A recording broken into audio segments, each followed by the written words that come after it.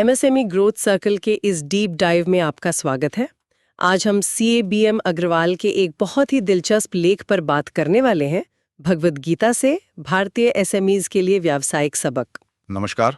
और इससे पहले कि कोई सोचे, मैं ये साफ कर दूं, ये कोई धार्मिक चर्चा नहीं होने वाली है। बिल्कुल नहीं। बल्कि इसका मकसद ये समझना है कि जब कारोबार में दबाव बहुत ज्यादा हो तो सही फैसले कैसे लिए जाएं। मुझे लगता है कि हर एमएसएमई फाउंडर हर सुबह एक कुरुक्षेत्र में ही उठता है। हाँ, सही कहा।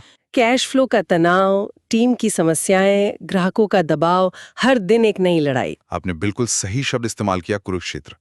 लेख की सबसे खूबसूरत बात यही है कि वो भगवद गीता की शुरुआत को एक बिजनेस की स्थिति से जोड़ता है। अर्जुन युद्ध के मैदान में खड़ा है, पर उसकी लड़ाई हथियारों से ज्यादा अपने ही मन के अंदर है। बिल्कुल मन के अंदर चल रहे भ्रम, डर और फैसला ना कर पाने की स्थिति से है। और यही हाल मतलब आज के एमएसएमई फाउंडर्स का है। वे प्रतिभाशाली हैं, मेहनती हैं, लेकिन अक्सर फैसलों के चक्रव्यूह में फंस जाते हैं। तो चलिए आज इस चक्रव्यूह को तोड़ने की कोशिश करते हैं। पहला सिद्धांत जो लेख में बताया गया है वो है धर्म का पालन करना। जी, यानी अपनी भूमिका की मांगों को पूरा करना। सुनने में तो ये बहुत सीधा लगता है, पर असलियत में शायद सबसे मुश्किल काम है। जैसे वो मुश्किल HR फैसले लेना जिनसे फाउंडर्स अक्सर बचते हैं। हाँ, क्योंकि ये भावनात्मक रूप से बहुत कठिन लगता है, खासकर उन कर्मचारियों के मामले में जो शुरू से साथ हैं। एक तरह की वफादारी की भावना आ जाती है। बिल्कुल। लेकिन यहाँ गीता का धर्म का सिद्धांत एक लीडर को एक अलग नजरिए से सोचने को कहता है। आपका पहला धर्म कुछ व्यक्तियों के प्रति वफादारी नहीं है, बल्कि पूरे संगठन की सेहत और भविष्य के प्रति है। लेकिन क्या ये एक तरह से कठोर नहीं है, ये सोचना कि एक इंसान जिसने आपके साथ 10 साल काम किया, अब वो कंपनी के लिए सही नहीं है? ये कठोर लग सकता है, पर इसका दूसरा पहलू देखिए। अगर एक कमजोर प्रदर्शन करने वाले कर्मचारी की वजह से पूरी टीम का मनोबल गिर रहा है या प्रोडक्ट की क्वालिटी खराब हो रही है, तो आप बाकी लोगों के साथ अन्याय कर रहे हैं। बिल्कुल। तो क्या आप उन 20 दूसरे कर्मचारियों के साथ अन्याय नहीं कर रहे जो अपना पूरा जोर लगा रहे हैं? लीडरशिप का मतलब आराम नहीं, जिम्मेदारी है। और कभी-कभी जिम्मेदार फैसले मुश्किल होते हैं। ये एक दमदार तर्क है। लेख में पुणे की एक मैन्युफैक्चरिंग MSME का उदाहरण भी है जो इसी दुविधा में फंसी थी। हाँ, सालों तक कमजोर प्रदर्शन करने वाले कर्मचारियों को सिर्फ इसलिए बनाए रखा क्योंकि वो पुराने लोग थे। और नतीजा क्या हुआ? मार्जिन धीरे-धीरे खत्म हो गया, अच्छी प्रतिभा वाले लोग कंपनी छोड़ के जाने लगे और ग्रोथ वो तो पूरी तरह रुक गई। जब उन्होंने आखिरकार ये कठिन फैसला लिया और भूमिकाओं को प्रदर्शन के आधार पर फिर से तय किया, तब जाकर कंपनी वापस पटरी पर आई। मतलब उन्होंने पूरे संगठन के प्रति अपना धर्म निभाया। एग्जैक्टली। उन्होंने कुछ लोगों के प्रति भावनात्मक होने के बजाय पूरे संगठन के प्रति अपना धर्म निभाया। ठीक है, तो मुश्किल लेकिन जरूरी फैसले लेना पहला कदम है, पर यह करना तब और भी मुश्किल हो जाता है जब आप हर महीने के सेल्स टारगेट के दबाव में जी रहे हो। हाँ, वो तो है। दिमाग में तो बस यही चलता रहता है कि इस महीने टारगेट पूरा होगा या नहीं। और यहीं पर दूसरा सिद्धांत आता है, कोशिश पर ध्यान दें, नतीजों पर नहीं। ये सुनने में तो बहुत अच्छा लगता है, लेकिन क्या ये प्रैक्टिकल है? निवेशक या बैंक तो महीने के आखिर में नतीजे ही पूछते हैं। ये एक बहुत ही वाजिब सवाल है। और देखिए, गीता ये नहीं कहती कि नतीजों को भूल जाओ, वो कहती है कि नतीजों के बारे में चिंता करना छोड़ दो। देखिए, सेल्स, मुनाफा, बाजार की प्रतिक्रिया, ये सब क्या है? ये सब लैग इंडिकेटर्स हैं। ये उन कामों का नतीजा है जो आप पहले ही कर चुके हैं। आप उन्हें सीधे तौर पर नियंत्रित नहीं कर सकते। तो हम नियंत्रित क्या कर सकते हैं? आप अपनी प्रक्रिया को नियंत्रित कर सकते हैं, अपने सिस्टम को। अपने सिस्टम को, अपने अनुशासन को। आप ये तय नहीं कर सकते कि इस महीने 10 ग्राहक आपको ऑर्डर देंगे या नहीं, लेकिन आप ये तय कर सकते हैं कि आपकी टीम हर हफ्ते 100 नए क्लाइंट्स को कॉल करेगी। अच्छा। आप नतीजों को नियंत्रित नहीं कर सकते, हाँ। लेकिन आप कोशिश को नियंत्रित कर सकते हैं। और जब प्रक्रिया स्थिर होती है तो परिणाम भी धीरे धीरे स्थिर हो जाते हैं। मुझे दिल्ली की एक ट्रेडिंग SME का केस स्टडी याद आ रहा है जिसने बिल्कुल यही किया। वो हर महीने के अंत में सेल्स के आंकड़ों को लेके बहुत तनाव में रहते थे। जी, कभी सेल्स बहुत अच्छी तो कभी बहुत खराब। बिल्कुल। उन्होंने फिर अपना ध्यान बदला। उन्होंने रोज के सेल्स आंकड़ों का पीछा करना छोड़ दिया और बस 3 चीजों पर फोकस किया। हर हफ्ते ग्राहकों तक पहुंचने का एक सिस्टम बनाना, CRM को ठीक से इस्तेमाल करना। हाँ, CRM सॉफ्टवेयर को अनुशासन से इस्तेमाल करना ताकि कोई लीड बेकार न जाए, और फॉलोअप के लिए एक मजबूत सिस्टम बनाना। 9 महीनों के अंदर अस्थिर बाजार में भी उनका रेवेन्यू स्थिर हो गया। क्यों? क्योंकि अब उनकी सफलता किस्मत पर नहीं, एक भरोसेमंद सिस्टम पर निर्भर थी। सही बात है। इसका मतलब नतीजे पर नजर रखो, लेकिन ध्यान प्रोसेस पर केंद्रित करो। यहीं से शायद तीसरा सिद्धांत जुड़ता है, डिटैचमेंट या अनासक्ति। मुझे ये शब्द हमेशा थोड़ा कंफ्यूज करता है। बिजनेस तो पैशन और जुनून से चलता है। अगर एक फाउंडर डिटैच हो जाएगा तो क्या उसका जुनून खत्म नहीं हो जाएगा? ये बहुत आम गलतफहमी है। गीता में अनासक्ति का मतलब उदासीनता या महत्वाकांक्षा की कमी बिल्कुल नहीं है। इसका मतलब है भावनात्मक स्थिरता। Emotional stability. हाँ, इमोशनल स्टेबिलिटी, यानी छोटे मोटे उतार चढ़ाव से भावनात्मक रूप से प्रभावित ना होना। बिजनेस में अच्छे दिन भी आएंगे और बुरे दिन भी। एक बड़ा ऑर्डर मिलने पर बहुत ज्यादा उत्साहित ना होना और एक डील कैंसिल होने पर बहुत ज्यादा निराश ना होना। यानी शांत रहकर फैसले लेना। बिल्कुल। जो लीडर शांत रहकर फैसले लेते हैं वे हमेशा उन लीडर से बेहतर प्रदर्शन करते हैं जो हर छोटी बात पर घबरा जाते हैं। घबराहट में लिए गए फैसले अक्सर गलत होते हैं। गुजरात के उस टेक्सटाइल एक्सपोर्टर की कहानी याद है? हाँ, बिल्कुल। एक तिमाही में जब बिजनेस धीमा हुआ तो फाउंडर घबरा गए और उन्होंने आनन फानन में भारी छूट दे दी। उन्हें लगा कि इससे सेल्स बढ़ जाएगी। सेल्स तो शायद थोड़ी बढ़ी भी, लेकिन उनकी ब्रांड की जो प्रीमियम पोजीशनिंग थी उसे बहुत नुकसान हुआ। ग्राहकों के मन में ये बात बैठ गई कि अरे, इनके प्रोडक्ट की असली कीमत तो कम ही है। सही बात है। वहीं उनके एक प्रतियोगी ने डिटैचमेंट दिखाया। उसने कीमतें बनाए रखीं, ग्राहकों के साथ संवाद बेहतर किया और धैर्य से काम लिया।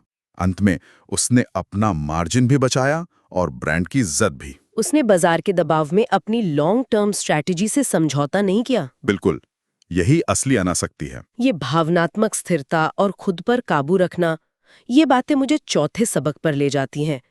बाजार पर महारत हासिल करने से पहले खुद पर महारत हासिल करें। जी। लेख कहता है कि ज्यादातर एमएसएमईज बाजार की वजह से नहीं, बल्कि इसलिए असफल होती हैं क्योंकि उनके फाउंडर्स बर्न आउट हो जाते हैं। और वे बर्न आउट क्यों होते हैं? क्योंकि वे हर काम खुद करने की कोशिश करते हैं। उन्हें लगता है कि उनके बिना कोई काम ठीक से हो ही नहीं सकता। ये कंट्रोल करने की आदत ही सबसे बड़ी दुश्मन है। लेख में एक बहुत गहरी बात कही गई है।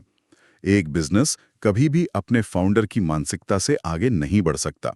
अगर फाउंडर की सोच यही है कि सब कुछ मैं ही करूंगा, तो बिजनेस एक सीमा के बाद बढ़ना बंद हो जाएगा। बैंगलोर की एक सर्विस एसएमई इसका सटीक उदाहरण है। कंपनी की ग्रोथ एक पॉइंट पर आकर रुक गई थी क्योंकि फाउंडर क्लाइंट डिलीवरी से लेकर बिलिंग, सेल्स, मार्केटिंग सब कुछ खुद ही संभाल रहे थे। वो अपने बिजनेस के सबसे बड़े बॉटलनेक बन गए थे।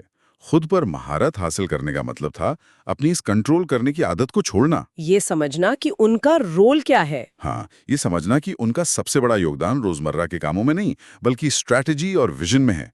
जब उन्होंने ये समझा और डिलीवरी का काम दूसरों को सौंपा, तो 18 महीनों में रेवेन्यू दोगुना हो गया। इसे ही आत्मविजय कहते हैं। ये सब बातें, चाहे वो धर्म हो या डिटैचमेंट या आत्मविजय, ये सब ज्ञान की बातें हैं। और आज के समय में ज्ञान की कोई कमी नहीं है। किताबें, वेबिनार, यूट्यूब, सब कुछ है। और यहीं पर पांचवा सबक आता है, ज्ञान बिना अमल के बेकार है। मुझे लगता है कि आज के फाउंडर्स जानकारी के सागर में डूब रहे हैं। बिल्कुल।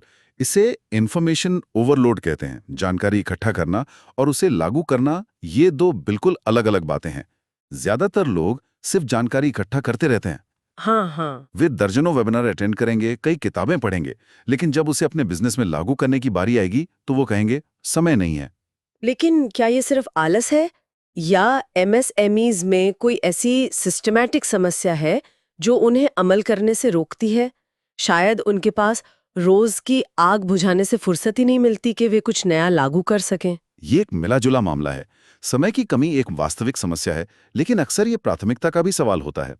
लेख की एक लाइन मुझे बहुत पसंद आई। 10 सेव की हुई पीडीएफ से बेहतर एक लागू किया गया आइडिया है। वाह! आपको सब कुछ एक साथ नहीं बदलना है। सिर्फ एक चीज चुनें और उसे पूरी तरह से लागू करें। जयपुर के उन 2 एमएसएमईज की कहानी यही सिखाती है। हाँ। भोलू ने एक ही मार्केटिंग वर्कशॉप में हिस्सा लिया, दोनों को वही ज्ञान मिला। एक ने वहां सीखी हुई सिर्फ एक चीज, एक सिंपल फॉलोअप सिस्टम को वापस आकर पूरी लगन से लागू किया, और दूसरे ने नोट्स बनाए, कुछ दिन सोचा और फिर रोजमर्रा के कामों में व्यस्त हो गया। और नतीजा, सिर्फ एक ही कंपनी आगे बढ़ी जिसने एक्शन लिया। ज्ञान शक्ति नहीं है, लागू किया गया ज्ञान ही असली शक्ति है। लागू करने की बात से मुझे छठा सबक याद आता है, जो आकर्षक लगे उसकी बजाय जो सही है उसे चुने। बिजनेस में शॉर्टकट बहुत आकर्षक लगते हैं, बहुत ज्यादा। जैसे दाम बहुत कम कर देना, ऐसे वादे करना जो पूरे नहीं हो सकते, या नियमों से बचना।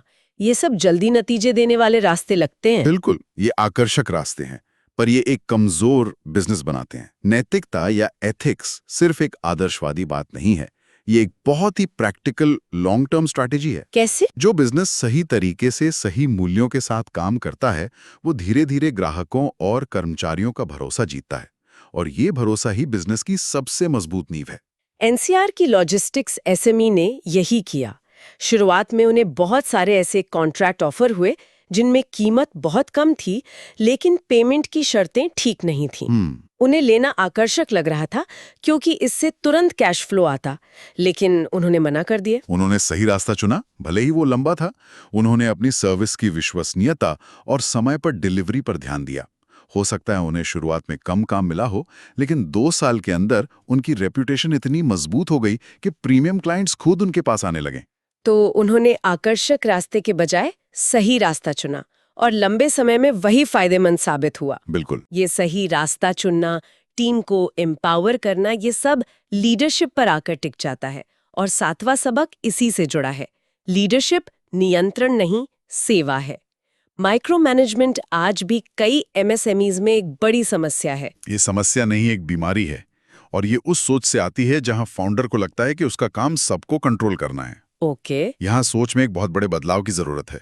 अप्रूवल कल्चर से ओनरशिप कल्चर की तरफ जाना होगा। इन दोनों में क्या फर्क है? अप्रूवल कल्चर में हर छोटे फैसले के लिए टीम फाउंडर के पास आती है, जिससे फाउंडर एक बोटलनेक बन जाता है।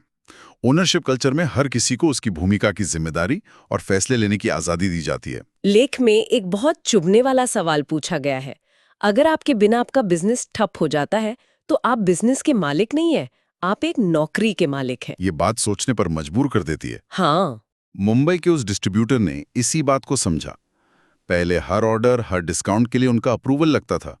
उन्होंने धीरे धीरे अपनी टीम को ट्रेन किया और उन्हें फैसले लेने की पावर दी। तो उन्होंने अपनी भूमिका बदल दी। बिल्कुल, उन्होंने अपनी भूमिका को कंट्रोलर से बदलकर सपोर्टर का बना लिया।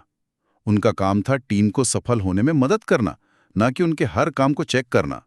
नतीजा ये हुआ कि फाउंडर का तनाव कम हो गया और बिजनेस का रेवेन्यू बढ़ता गया। मतलब जब लीडर एक सेवक की भूमिका में आ जाता है, तो टीम खुद जिम्मेदार बन जाती है। सही पकड़ा। और शायद यही जिम्मेदार टीम हमें आखिरी 8वें सबक के लिए तैयार करती है। बिना घबराए बदलाव को स्वीकार करें, क्योंकि बिजनेस का युद्ध क्षेत्र कभी स्थिर नहीं रहता। बाजार बदलते हैं, टेक्नोलॉजी बदलती है, ग्राहकों का व्यवहार बदलता है। बदलाव ही एकमात्र स्थिर चीज है। बिल्कुल।